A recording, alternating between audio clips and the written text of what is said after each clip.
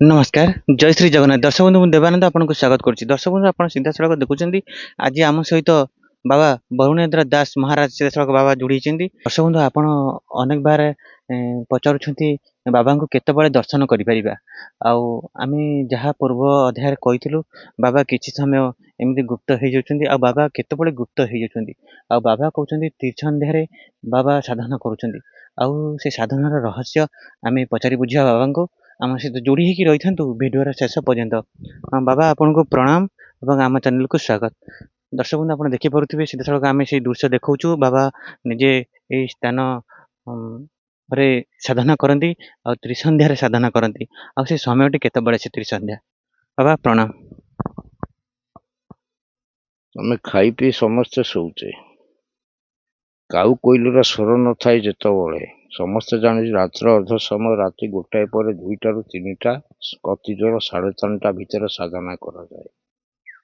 ଇଏ ସକାଳ ନୁହେଁ ନା ସନ୍ଧ୍ୟା ନୁହେଁ ନା ଖରାବେଳ ଧୂପ ନୁହେଁ।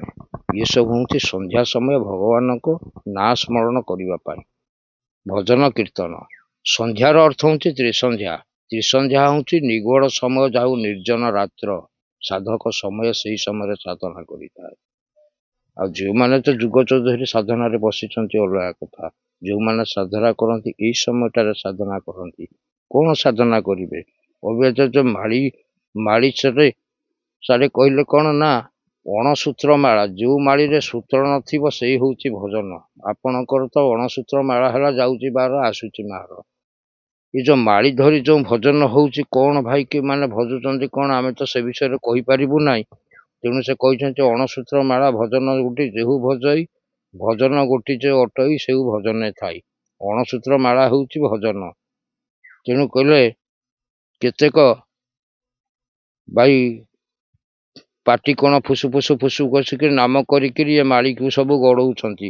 କଣ ସେ ଗଡ଼ାନ୍ତି କଣ କରନ୍ତି କୋଉ ଭଳି ଭଜନ ସେ ମାଳି ଗଲା ଅଣସୂତ୍ରରେ ତ ନାହିଁ ତାର ଅକ୍ଷର ବେଷାଣରେ ଭଜନ। ଆଜ୍ଞା ଇଏ ତ ମାଳି ଦେଇକିରି ଭଜନ କରୁଛନ୍ତି। ଆମେ ବି କାହାକୁ ସେ ଭଜନ କହିପାରୁନାହୁଁ କି କେତେ ପ୍ରକାର ଭଜନ କରୁଛନ୍ତି। ଆମର ଏ ଭାଇଟି କହିଲେ ଭଜନ କଣ ଯୋଉ ମାଳିରେ ଭଜନ କରନ୍ତି। ଆଗ ଆମେ କହିଲୁ ତେଣୁ ଅଣସୂତ୍ର ମାଳା ଯେଉଁ ମାଳିରେ ସୂତ୍ର ନାହିଁ ସେ ହେଉଛି ପବନ ସାଧନା। ଯାଉଛି ବାର ଆସୁଛି ବାର ତାକୁ ଯାହାକୁ ବାରଣ ନଥାଏ ସେଇ ସାଧନା ହେଉଛି ଭଜନ। ଆଉ ଯେଉଁ ମାଳି ଫାଳି ଗଡ଼ଉଛନ୍ତି ଭାଇମାନେ ତାଙ୍କୁ ତ ଆମେ କହିପାରିବା ନାହିଁ ସେ କଣ ଭଜନ କରୁଥିବେ। ଜୟ ଜଗନ୍ନାଥ। ମୁଁ ସେ ବିଷୟରେ କହିପାରୁନାହିଁ। ବାବା ଆପଣ ସାଧନା କରନ୍ତି ତ୍ରିସନ୍ଧ୍ୟାରେ। ଆଉ ତ୍ରିସନ୍ଧ୍ୟାରେ ଆପଣଙ୍କର ସେ ସାଧନାରେ ଏମିତି କିଛି ଅନୁଭବ କରୁଛନ୍ତି? ହଁ, ଯାହା ଯାହା ଆମେ ସବୁ ଦର୍ଶନ ପାଉଛୁ ଯାହାକୁ ସବୁ କିଛି ସୂଚକ ପାଉଛୁ ସେ ସବୁ ତ ବହୁ ଗୁପ୍ତ କଥା ତା କହିହବନି ସେ ସବୁ ଜିନିଷ। ବାବା ଆପଣଙ୍କୁ ଦର୍ଶନ କରିବା ପାଇଁ କି ଅନେକ ଲୋକ ଉତ୍କଣ୍ଠାର ସହିତ ଆମକୁ କଲ୍ କରୁଛନ୍ତି। ଆଉ ବାବା ଆପଣ କଣ କହିବେ? ଆପଣ କେତେବେଳେ ଦର୍ଶନ ଦିଅନ୍ତି, କେତେବେଳେ ଲୋକମାନଙ୍କୁ ଦର୍ଶନ ଦିଅନ୍ତି ଆଉ କେତେବେଳେ ଗୁପ୍ତ ହେଇଯାନ୍ତି? ଏବେ ରହୁଛି କାହିଁକି ନା ବହୁତ ଲୋକ ଟିକେ ଆସୁଛନ୍ତି, ବହୁତ କାମ ରହୁଛି ଲୋକଙ୍କର କାହାର କେମିତି ଟିକେ ଉପକାରିତା କିଏ କୋଉ ପଟେ ପାଇବ ବାବାଙ୍କୁ ଟିକେ ଦର୍ଶନ କରିବୁ। ତାପରେ ଏବେ ଟିକେ ବାବା ଏଇଠି ରହୁଛି ଏ ମଠ ଭିତରେ। ବାବା ଆଉ କୋଉଠି ଯାଉନି।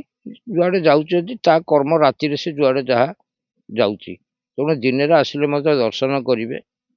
ଫୋନ ନମ୍ବରଟି ମଧ୍ୟ ମୁଁ କହିଦଉଛି 966682180107 ବିଷ୍ଣୁ ବାବା। ଏଇ ନମ୍ବରରେ ଆପଣଙ୍କୁ ଯୋଗାଯୋଗ କରିପାରିବେ। ଯୋଗାଯୋଗ କରିପାରିବେ। ଏଇ ନମ୍ବର ଯୋଗାଯୋଗ କଲେ ମୁଁ ଯୋଉଠି ଥିବି ମଧ୍ୟ ଆପଣ ପହଞ୍ଚିଲେ ମୁଁ ମଧ୍ୟ ପହଞ୍ଚି ପାରେ। ବିଶେଷ ତ କୁଆଡେ ଯାଉନି ଏବେ। ମୁଁ ଗଲେ ଯାହାର ମୋର ସବୁ ରାତିରେ ଅଲଗା କଥା, କିନ୍ତୁ ଦିନରେ ମୁଁ ଏବେ ରହୁଛି କୁଆଡେ ଏବେ ଯାଇପାରୁ ନାହିଁ। ବାବା ଆମେ ଗୁପ୍ତ କହିବାର ତାତ୍ପର୍ଯ୍ୟଟା ଯେ ବାବା ଆପଣ କିଛି ସମୟ ଏ ଆଶ୍ରମରେ ରୁହନ୍ତି ନାହିଁ। ଯେହେତୁ ଆପଣ ରୁହନ୍ତି ଯେଉଁ ସମୟ ଏଇ ଆଶ୍ରମରେ ସେଇ ସମୟ ଲୋକମାନଙ୍କୁ ଦର୍ଶନ ଦିଅନ୍ତି। ମତେ ରାତିରେ ପାଇବେ ନାହିଁ। ଯଦି ପାଇବେ କିନ୍ତୁ କୋଉଠି ପାଇବେ କହିପାରୁନାହିଁ। ଆପଣ ବି ପାଇବେ ନାହିଁ। କିଏ କହିବ ବାବା ଘରେ ଥିବ, କିଏ କହୁଛି କୋଉଠି ଯାଇଥିବ, କେହି ପାଇବେ ନାହିଁ। କିନ୍ତୁ ଦିନରେ ମତେ ଏବେ ପାଇବେ, କାହିଁକି ନା ମୁଁ ଟିକେ ଦିନରେ ରହୁଛି, ଟିକେ ବିଶ୍ରାମରେ ରହୁଛି। ରାତିରେ ମତେ ପାଇପାରିବେନି, ଯେ ଦିନରେ ଆସିବେ ମତେ ଭେଟ କରିପାରିବେ ସନ୍ଧ୍ୟା ଭିତରେ। ବାବା ଆର ରହସ୍ୟ କଣ ରହିଛି? ମୁଁ ଟିକେ ବିଶେଷ କାହା ସାଙ୍ଗରେ ଅଲଗା ବହୁତ ଲୋକଙ୍କ ସାଙ୍ଗରେ ମିଳାମିଶା କରେନି। କାହିଁକି କହିଲା, ମଣିଷ ଦେଖିକିରି ଦେଖିବୁ, ଲୋକ ଦେଖିକିରି ଟିକେ ଦୂରେଇ ରହିବୁ। ମୁଁ ଦେଖେ ଯାହା ମୁଣ୍ଡରେ ଟିକେ ମଣି ଲଗା ମଣିଷ ଥାଏ, ମୁଁ ସେଇଆକୁ ଟିକେ ଖୋଜେ।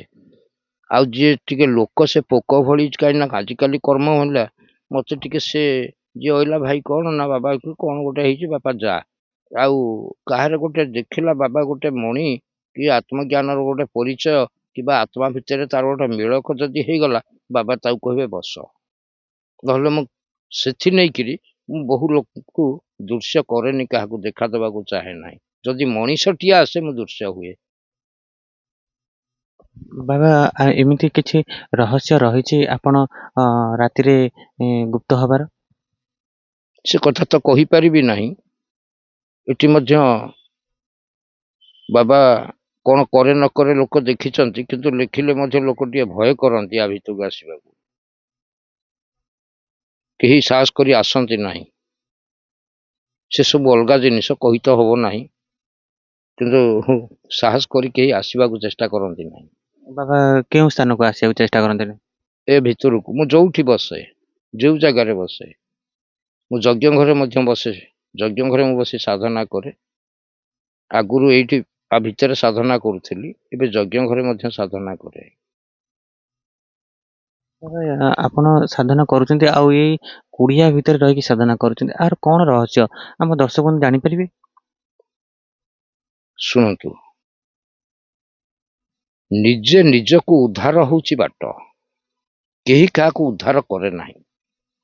ଇଏ ବ୍ରହ୍ମ ଯୋଉଠୁ ଆସିଛି, ସେହିଠାକୁ କିପରି ଭଲରେ ଯାଏ, କୋଉ କର୍ମ କରିଯାଏ ସେ କଣ ଜାଣିଥାଏ?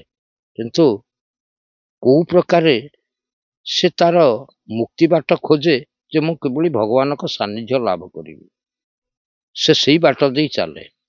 ତେଣୁ ବାବା ସେମିତି କୌଣସି ସାଧନା ମାର୍ଗରେ ଟିକେ ଚାଲିଛି, ଭଗବାନଙ୍କ ଚରଣାଶ୍ରିତ ପାଇବା ପାଇଁ। ବାବା ଆପଣ କିଛି ଏମିତି ପ୍ରଭୁଙ୍କୁ ନେଇକି ଅନୁଭବ କରୁଛନ୍ତି? କରିଛି କରିଛି। ବାବା ଆପଣ ରାତିରେ ପ୍ରବଳ ଘଡଘଡି ହଉଥାଏ, ଠିକ ସନ୍ଧ୍ୟା 6ଟା 6:30, ବର୍ଷା ନଥାଇ ଘଡଘଡି। ମୁଁ ଏଇଠି ସେତେବେଳେ ବସିଥାଏ। ଯୋଉ ଘଡଘଡି ପଛଆଡେ ଆପଣ ଦେଖୁଛନ୍ତି ସାହାଡା ଗଛ, ତାଳ ଗଛ, କେହି ସେତେବେଳେ ଲୋକ ନଥାନ୍ତି, ସମସ୍ତେ ଯେଝା ଘରେ ଯେଝା। ଏଭଳି ଘଡଘଡି ଲାଗି ରହିଲା ପ୍ରାୟ 45 ମିନିଟ, ଘଣ୍ଟାଏ ପାଖାପାଖି। ମୁଁ ସେଠି ବସି କାନ୍ଦୁଥାଏ ପ୍ରଭୁଙ୍କ ପାଖରେ, ଏଇଠି ଯୋଉଠି ବସିଛି। କହିଲି, ପ୍ରଭୁ ଏ ସଂସାରରେ କଣ ଇଏ ଲୋକଟାକୁ କେହି ଖୋଜୁନାହାନ୍ତି? ଏଭଳି ଘଡଘଡିର ବର୍ଷାରେ ସେ ଅଛି କି କଣ କରିଛି? ପ୍ରଭୁ ତୁ ତ ଅଛୁ, ମୁଁ ତ ଅଛି, ଆଉ ବା କିଏ ଦରକାର? ଯାହା କରିବୁ ତୁ ରକ୍ଷା କରିବୁ। ତା କହୁଥାଏ, କାନ୍ଦୁଥାଏ। ସେ କାନ୍ଦିବା ଭିତରେ ମତେ ଏଭଳି କଣ ମୁଁ ଜାଣିପାରି ନାହିଁ, ମତେ ଯେମିତି ନିଦ ଲାଗିଗଲା ଭଳି ମୁଁ ଆଉଜି ପଡିଛି ଆଜ୍ଞା ସେଇ ଝରକା ଯୋଉ ଏ କାନ୍ଥ କରକୁ। ପ୍ରଭୁ ସାକ୍ଷାତ ମୋ ପାଖକୁ ଆସିଛନ୍ତି। ମୁଁ ଜାଣିପାରୁଛି ଯେ ପ୍ରଭୁ ମୋ ପାଖରେ ଆସିଛନ୍ତି, ବସିଛନ୍ତି, ହାତ ମାରିଛନ୍ତି। ପ୍ରଭୁଙ୍କ ଲୀଳା ମଧ୍ୟ ମୁଁ ଜାଣିପାରୁଛି। କିନ୍ତୁ ତାପରେ ମୋର ଆଉ ଚେତନା ସେତେ ନଥିଲା। କିଛି ସମୟ ପରେ ମୁଁ ଜାଣିପାରିଥିଲେ ମଧ୍ୟ କିଛି ସମୟ ପରେ ମୋର ଆଉ ଚେତନା ନଥିଲା। ମୁଁ ସେ ସମୟରେ ସବୁ ଜାଣୁଛି ଏଇଆ ହଉଛି, କିନ୍ତୁ ତା 10-15 ମିନିଟ ପରେ ଉଠିକିରି ଦେଖିଲା ବେଳକୁ ଆଉ ପୁରା ସବୁ ବାସ୍ନା ମହକୁଛି। ପ୍ରଭୁ ଆସିଛନ୍ତି ସେ ମଧ୍ୟ ମୁଁ ଜାଣିପାରିଲି। କିନ୍ତୁ ଯାହା ତାଙ୍କର ପ୍ରେରଣା ଦବା କଥା, ଯାହା ତାଙ୍କର ଜଣେଇ ଦେବା କଥା, ପ୍ରଭୁ ଜଣେଇ ଦେଇ ଗଲେ। ମୁଁ ମୋର ସେଇ ବସିକି ମୋ କାମ କରେ। ଇଏ ହେଇଗଲାଣି ପ୍ରାୟ 11-12 ବର୍ଷ କଥା ଆଜ୍ଞା। ଏବେ ନୁହେଁ, ଏଭଳି ଚାଲିଛି। ବାବା ଆପଣ ଏମିତି କିଛି ଦିବ୍ୟ ଶକ୍ତି ଅନୁଭବ କରିଛନ୍ତି? ହଁ, ମୁଁ ସାଧନା କରେ, ମୋ ପାଖରେ ଯେମିତି ଭଗବାନ ଯେମିତି ଡାଇରେକ୍ଟ ଆସି ମୁଁ ଜାଣିପାରେ ଯେ କେହି ଜଣେ ଆସୁଛନ୍ତି। ଯେମିତି କହନ୍ତି ଯେ କେହି ଜଣେ ଆସିଲା ଭଳି ଶବ୍ଦ ମୋ କାନରେ ବାଜେ, ମୁଁ ଜାଣିପାରେ ଯେ କେହି ଜଣେ ଆସିଲେ। ଜାଣିପାରେ କେହି ଜଣେ ଆସିଲେ ବୋଲି ମୁଁ ଜାଣିପାରେ, କେହି ଶକ୍ତି ଆସିଲେ, ଏଇଟା ମୁଁ ନିଶ୍ଚିନ୍ତ ଜାଣିପାରେ। ବାବା ଆପଣ ଯେତେବେଳେ ରାତିରେ ବୁଲନ୍ତି ସେତେବେଳେ ଏମିତି କିଛି ଭୟ କରିବାର ଅନୁଭବ କରିଛନ୍ତି? ଭୟ କିଛି କରେ ନାହିଁ ଆଜ୍ଞା। କୌଣସି କାହାକୁ ମୁଁ ଭୟ କରେ ନାହିଁ, କୌଣସି ଜାଗାରେ ଭୟ କରେ ନାହିଁ। ମୁଁ କୌଣସି ଭୟ କରେ ନାହିଁ। ମୁଁ ଏକମାତ୍ର କହି ପ୍ରଭୁ ଆସୁଦେବ, ତୁ ଅଛୁ ମାନେ ଇଏ ଅଛି, ଇଏ ମୋ ପାଖରେ ଅଛି ପ୍ରଭୁ, ମୁଁ ପ୍ରଭୁ ମୋ ସାଙ୍ଗରେ, ମୁଁ ପ୍ରଭୁଙ୍କ ସାଙ୍ଗରେ, ମୋର କାହାକୁ ଆଜ୍ଞା ଭୟ ନଥାଏ। କୌଣସି ମୋ କାହାକୁ ଭୟ ନାହିଁ। ସେଇ ପ୍ରଭୁକୁ ମୋ ସାଙ୍ଗରେ ମୁଁ ଜାଣେ, ମୁଁ ପ୍ରଭୁଙ୍କ ସାଙ୍ଗରେ, ଏତିକି। ମୋ ପ୍ରଭୁ ଯାଉଛନ୍ତି ମୁଁ ଯାଉଛି, ମୁଁ ଯୁଆଡେ ଯାଏ ମୋ ପ୍ରଭୁଙ୍କୁ ମୁଁ ଜାଣେ, ପ୍ରଭୁ ଯାଉଛନ୍ତି ମୁଁ ଯାଉଛି, ମୋର କୌଣସି କାହାକୁ ଭୟ ନାହିଁ। ଯେତେ ରାତି ଯୁଆଡେ ଯାଏ ଯାହା କରେ କୌଣସି ନାହିଁ, ବଣ ଜଙ୍ଗଲ କିଛି ନାହିଁ। ବାବା ଆପଣ ତ ବହୁତ ଅଲୌକିକ କଥା କହୁଛନ୍ତି, କିନ୍ତୁ ଆପଣ ଦେଖନ୍ତୁ ଅନେକ ଦର୍ଶକ ବନ୍ଧୁ ଆପଣଙ୍କୁ ଦେଖୁଛନ୍ତି, ସେମାନେ ଅନେକ କଷ୍ଟ, ରୋଗ, ଦୁଃଖ, କଷ୍ଟରେ ଅଛନ୍ତି, ଅନେକ ପରିବାର, ତାଙ୍କୁ ବାବା ଆପଣ କଣ କହିବେ? ଶୁଣନ୍ତୁ, ସକଳ ମୂଳେ ହଉଛି କଣ ନା, ଯୋଉ ଆଜିକାଲି ତ ଯୋଉ ରୋଗ ବିଭିନ୍ନ ପ୍ରକାର ହଉଛି କଣ ନା, ବହୁତ ଖାଦ୍ୟ ହିସାବରେ ରୋଗ ହଉଛି। ଆଜିକାଲି କେମିକାଲ ଭଲ ମନ୍ଦ ବିଷାକ୍ତ ଶରୀର ଭିତରେ ଆମେ ପଶିଲେ, ଖାଇଲେ ଖାଦ୍ୟ, ଆଉ ତ ସମୟ ଜଳବାୟୁ ହୋଇଗଲା ଅଲଗା। ତାପରେ ଗୋଟେ ପ୍ରାରବ୍ଧ କର୍ମ ମଧ୍ୟ ଅଛି। ଆମେ ଯାହା କରିବା ନଗଦ ଭୋଗିବା। ଆମେ କାହାକୁ ଡେଣୁଆଟେ ପକେଇଥିଲେ ଆମ ପାଇଁ ଗୋଟେ ଢେଲା ଥୁଆ ହେଇଛି, ତା ମଧ୍ୟ ଆମେ ଭୋଗିବା। ସେଇଟା କର୍ମ ନିଶ୍ଚିନ୍ତ ଫଳେ। ଆମେ କାହାକୁ କହିବାନି ଯେ ତୋଠି ଭାଇ କାହିଁ କୁଣ୍ଡିଆଟେ ହେଇଛି କି କାଛୁଟେ ହେଇଛି। ଯେମିତି ହେଲେ ଯଦି କାହାକୁ ଯଦି ଘା ଟିକେ ତମେ କରିଥିବ, ତମର ଗୋଟେ ବଥଟା ହିଁ ବାହାରିବ। ଏସବୁ ହଉଛି କର୍ମର ଫଳ ଆଜ୍ଞା, କୋଉଠି ନଥାଏ। ଯାହା ଭୋଗିବା କଥା ତମେ ଭୋଗ। କାହିଁକି ନା କେହି କହେ ଭାଇ ମୋ ଭାଗ୍ୟ, ଭାଗ୍ୟ କଣ, ଭାଗ୍ୟ କଣ? ଯାହା କର୍ମ କରିଛ ତାର ଫଳ ଫଳିବାକୁ ପଡିବ। ଭାଗ୍ୟ କଣ? ଭାଗ୍ୟକୁ ଯେ ସକାଇଁ ଦବ, ଭାଗ୍ୟ କଣ କହିଛି ତୁ ଏଇଆ କର? ନାଇଁ, ନିଜେ କର୍ମ କରି ଫଳ ଭୋଗିବାଟା ସାରେ, ଏଥିରେ କେହି କାହାର ଦୋଷ ନାହିଁ। ବାବା ଟିକେ ମାଳିକା କଥାକୁ ଆସିବା, ମହାପୁରୁଷ ପଞ୍ଚସଖାଙ୍କୁ ନେଇକି କଣ ଅନୁଭବ କରନ୍ତି ବାବା ଆପଣ? ପଞ୍ଚସଖା ହେଉଛନ୍ତି ଭଗବାନଙ୍କର ଶକ୍ତି ପାଞ୍ଚ, ପଞ୍ଚ ଆତ୍ମା। ସେ ପଞ୍ଚ ଆତ୍ମା ହେଉଛନ୍ତି ପାଞ୍ଚଟି ଶକ୍ତି। ସେ ପଞ୍ଚଟି ଆତ୍ମା ପାଞ୍ଚଟି ଶକ୍ତି, ଏତିକି ମୁଁ କହୁଛି, ଅଧିକା କହିବି ନାହିଁ। ଏତିକି ଜାଣିଥିବେ ଆପଣ, ଏ ପଞ୍ଚାତ୍ମା ହଉଛନ୍ତି ପାଞ୍ଚଟି ଶକ୍ତି ଭଗବାନଙ୍କର। ବାବା ମହାପୁରୁଷ ଯାହା ବାଣୀ ବର୍ଣ୍ଣନା କରିଛନ୍ତି, ମହାପୁରୁଷ ଅଚ୍ୟୁତାନନ୍ଦ, କିନ୍ତୁ ଆପଣ ଦେଖିବେ ଏବେ ଯୋଉ ସମୟଟି ଚାଲିଛି, ଅନେକ କଥାକାର କହୁଛନ୍ତି ଅନେକ ଭୟାବହ ଆଗକୁ ହବ, ତା ବିଷୟରେ ବାବା କଣ କହିବେ ସଂକ୍ଷେପରେ? ଏସବୁ ହଉଛି ସେଇ ପ୍ରଭୁଙ୍କ ଲୀଳା, ଆଗକୁ ହବ। କାହିଁକି ନା, ମାନବ ଯୋଉ କୃତ୍ୟ ଗୁଡାକ କରୁଛି, ସେ କିଛି ଜାଣୁଛି କି ଭଲ କଲା ମନ୍ଦ କଲା? ତେଣୁ ଆଜିକାଲି ଯୋଉ କଲା ଅତି ଖଳ ବଳ ଦେବେ ହୋଇବେ, ଅତି ଅନ୍ୟାୟ ଯେ ନ ସହିବେ, ମା ବସୁଧା ଅନ୍ୟାୟ ସହିବନି, ପାପ ସହିବନି, ଏସବୁ ହଉଛି ଯୋଉ ଅତ୍ୟଧିକ ପାପ ଭାର ସୃଷ୍ଟି ହେଇଗଲା। ଅଧିକ ଅତ୍ୟାଚାର ହେଲା, ଚୋରି ଡକାୟତ ହେଲା, ମର୍ଡର ହେଲା, ଅନେକ ଅତ୍ୟାଚାର ହେତୁ ପ୍ରଭୁଙ୍କର ମା ମାନେ କଣ କଲେ ନା, ବସୁଧା ସହିଲାନି। ବସୁଧା ଯାଇକିରି ବି କାନ୍ଦିଲା ପ୍ରଭୁଙ୍କ ପାଖରେ, ପ୍ରଭୁ ଇଏ ପାପ ମୁଁ ଆଉ ସହିପାରୁନି।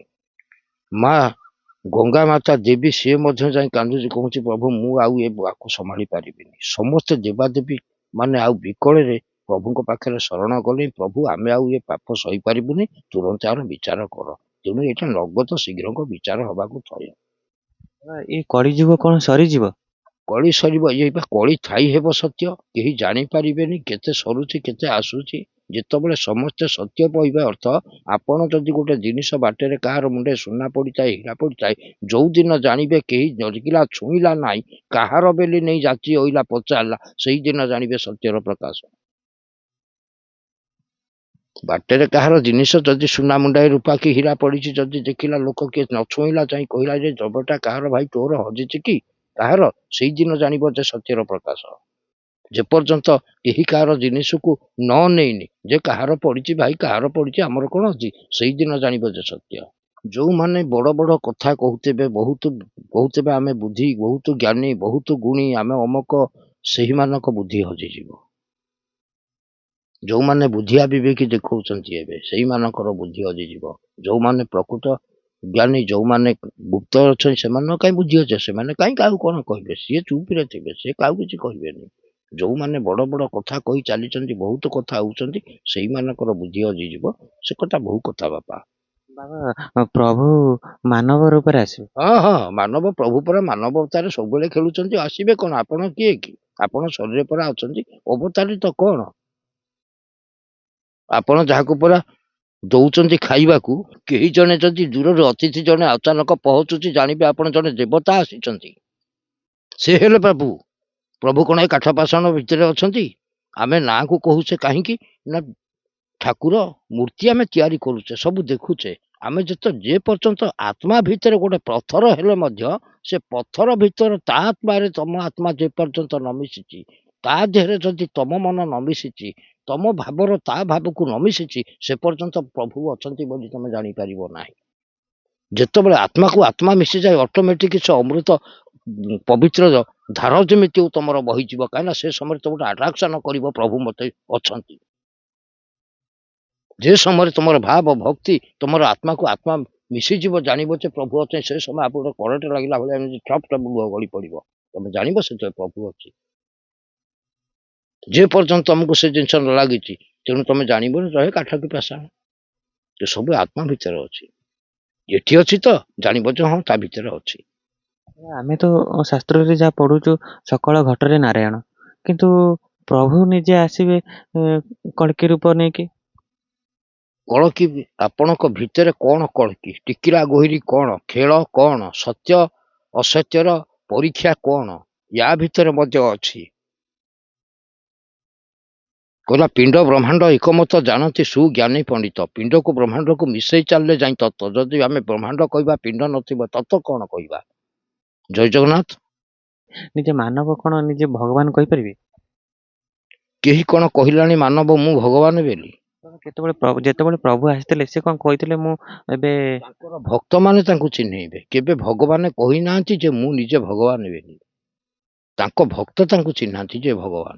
କାହିଁକି ନା ତାଙ୍କର କର୍ମ ଦେଖନ୍ତି, ମନୁଷ୍ୟମାନେ ଦେଖନ୍ତି ପ୍ରକୃତ ଇଏ କଣ ରୂପ, ଇଏ କିଏ ସେ, ତାଙ୍କ କର୍ମ ସବୁ ଜାଣିବାରୁ ତମେ ମାନ ଭଗବାନ ନା। ଆଉ ତେଣୁ କେହି ଚିହ୍ନାନ୍ତି ଯେ ଭଗବାନ ବୋଲି, ସେମିତି ପ୍ରଭୁଙ୍କୁ ଚିହ୍ନେଇବେ, ଅଛନ୍ତି ସେ ଭକ୍ତ ଚିହ୍ନେଇ ଦେବେ ଭଗବାନ, ତାଙ୍କର ଚିହ୍ନ ବର୍ଣ୍ଣ କୋଉଠି କଣ ସେମାନେ ଚିହ୍ନେଇ ଦେବେ। ଯେଉଁମାନେ କହୁଛନ୍ତି ନିଜେ ପ୍ରଭୁ ବୋଲି, ତେଣୁ ତ ଏମିତି ପ୍ରଭୁ କହୁଛନ୍ତି ଯେ ଦ୍ୱାଦଶ ଚିହ୍ନ ଯେ କରିନ ବୁଲୁଥିବେଟି ଜାଣ, କେହି କହୁଥିବ ମୁଁ ହିଁ ଅଚ୍ୟୁତ ବୋଲି ନ ପୁର, କିଏ କହୁଥିବ ନିଜ ଦେହରେ ଚିତ୍ର କରି କହୁଥିବ ମୁଁ ଅନନ୍ତ ବୋଲି, ଏମିତି କେତେ କେତେ କହୁଥିବେ। ପ୍ରଭୁଙ୍କୁ କିଏ ଚିହ୍ନିବ? ଏକା ରାମଦାସ ବିନୁ କେହି ଚିହ୍ନିବେ ନାହିଁ। ତାଙ୍କର ଚିହ୍ନ କଣ, ବୃଦ୍ଧା ଆଙ୍ଗୁଳିରେ କଣ, ମସ୍ତକରେ କଣ, ସେ ସବୁ ଚିହ୍ନ ସବୁ ଅଛି, ଅଲଗା କଥା ବାବା। ସମସ୍ତେ ଏବେ କହିବେ ଯେ ଆମେ ଗୋଟିଏ ଗୋଟିଏ ମାନେ ମହାପୁରୁଷ, ସେ ସବୁ ଆପଣ ଶୁଣିବେ ନାହିଁ। ଏଇ ସବୁରୁ ସତର୍କ ନିହାତି ରହିବା ଦରକାର। ଇଏ ବହୁତ ଭଣ୍ଡ ବୁଲିବେ, ଏମିତି କାହା କଥା ବିଶ୍ୱାସ ଦିନ। ପ୍ରକୃତ ପ୍ରଭୁ ଯେବେ ଆସିବେ ସେ ମନରୁ କହିଲା ବନରେ ଫୁଲ ଫୁଟିଛି ବାସୁଛି ମାନେ ବାସିବ, ପ୍ରଭୁ ଆସିଲେ ଜଗତର ବାସିବ। କୋଉ ଭଣ୍ଡ କଥାରେ ଯାଆନ୍ତୁନି। ଜୟ ଜଗନ୍ନାଥ।